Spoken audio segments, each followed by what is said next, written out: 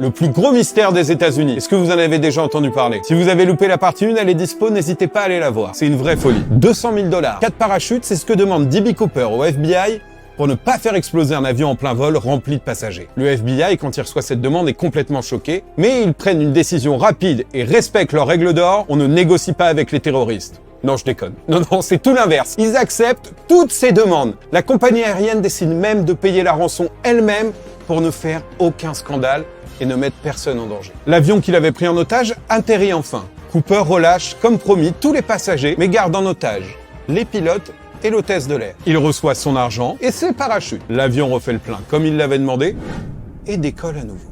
3 heures après le décollage, après avoir attaché les membres de l'équipage, Cooper s'équipe d'un parachute et, sans prévenir, ouvre la porte arrière de l'avion. Et dans une nuit totalement noire, il décide de sauter en parachute, ne laissant derrière lui que ses lunettes de soleil et un mystère à couper le souffle.